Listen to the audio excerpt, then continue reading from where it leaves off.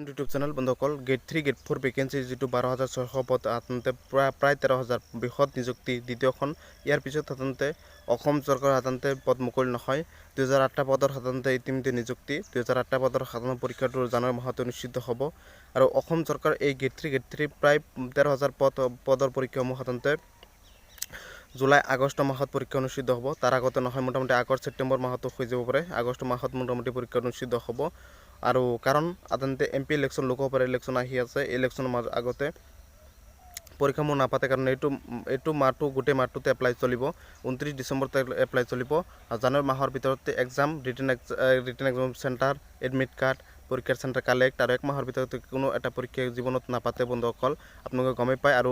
মোটামুটি ফেব্ৰুৱাৰীৰ শেষতে আপোনালোকৰ ইলেকশ্যন জাৰি কৰিব আৰু অসম পুলিচৰ ফিজিকেলৰ বাবে কোনো নোটিছ পোৱা নাই সেইবাবে কৈছে মোটামুটি আগষ্ট ছেপ্টেম্বৰ মাহতে গেট 3 গেট 4 পদৰ পৰীক্ষা অনুষ্ঠিত হ'ব আৰু মুখ্যমন্ত্ৰী ডাঙৰীয়া ইতিমধ্যে কৈছে এইটো চৰকাৰ দিনত থকালৈকে 2026 চনত থকালৈকে 1.5 বছৰ ভিতৰত কোনো ধৰণৰ পদ মুকলি নহয় কিন্তু বিভাগে যিখিনি পদ মুকলি হ'বলগীয়া আছে সেইখিনি পদ মুকলি হ'ব কিন্তু ডাঙৰ নিযুক্তি আৰু মুকলি নহয় আৰু 1 লাখ চাকৰি এইখিনি দিয়াৰ পিছত পাৰ হৈ যাব এইবাৰে লাষ্ট চান্স ক'বলৈ গ'লে আৰু এইবাৰ চাকৰি নাপালে বেলেগ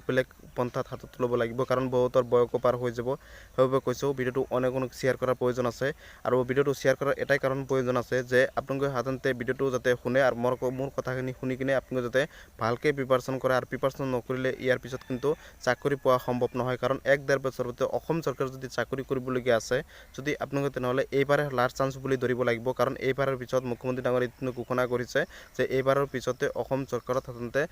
1.5 বছৰত কোনো ধৰণৰ পদ মুকলি নহয় আৰু এই পদসমূহৰ আপোনালোকৰ পৰীক্ষা হ'ব মোটামুটি আগষ্ট ছেপ্টেম্বৰ মাহতে পৰীক্ষা হ'ব আৰু মোটামুটি 7-8 মাহ পিছতে পৰীক্ষা হ'ব সেইবাবে কৈছোঁ 8 মাহ পিছত পৰীক্ষা হ'ব সেইবাবে কৈছোঁ আপোনালোকে সাধাৰণতে তাৰ পিছত যদি 1.5 বছৰত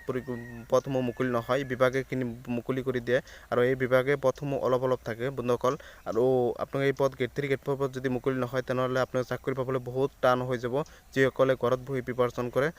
আপোনালোকৰ বেলেগ চাকৰিৰ বাবে নকৰে কেৱল গেট 3 গেট 4 চাকৰিৰ বাবে প্ৰিপাৰেশ্যন কৰে বা ABCৰ বাবে প্ৰিপাৰেশ্যন কৰে তেওঁলোকৰ বাবে এইবাৰ সোণালী সুযোগ আৰু এইবাৰ চাকৰি নাপালে কিন্তু বেলেগ পন্থা বেলেগ কাম কৰিবলগীয়া হ'ব পাৰে বন্ধুসকল সেইবাবে কৈছোঁ আপোনালোকে এইবাৰ লাষ্ট চান্স বুলি ধৰিব লাগিব আৰু ইয়াৰ পিছত কিন্তু CMA ঘোষণা কৰাৰ মতে 1.5 বছৰ কোনো পদ মুকলি নহয় আৰু এইবাৰ সাধাৰণতে পদ মুকলি হোৱাৰ পিছতে আপোনালোকৰ মুখ্যমন্ত্ৰী ডাঙৰীয়াই কিন্তু ঘোষণা কৰিছে আৰু ইয়াৰ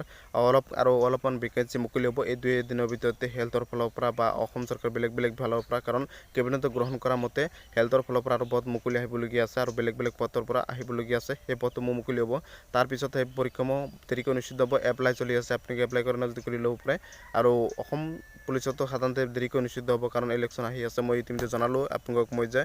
ইলেকশ্যনৰ বাবে সকলোবোৰ পিছুৱাই দিয়া হৈছে আৰু সেইবাবে কৈছোঁ এইবাৰ লাষ্ট চান্স আৰু মুখ্যমন্ত্ৰী ডাঙৰীয়াই ঘোষণা কৰা মতে এইবাৰ লাষ্ট চান্স আৰু ভিডিঅ'টো শ্বেয়াৰ কৰি দিব যাতে এইবাৰে সকলো কৰিব ল'ব পাৰে আৰু মই প্ৰিপাৰেশ্যন কৰি আছোঁ আপোনালোকে প্ৰিপাৰেশ্যন কৰক তাৰ বাবে মই সাধাৰণতে সকলো কোনো জনালোঁ আৰু ভিডিঅ'টো শ্বেয়াৰ কৰি দিব আৰু লাইক এটা কৰি দিব সকলো আপডেট পাই দিব জব ৰিলেটেড লেটেষ্ট আপডেট পাই দিব ধন্যবাদ।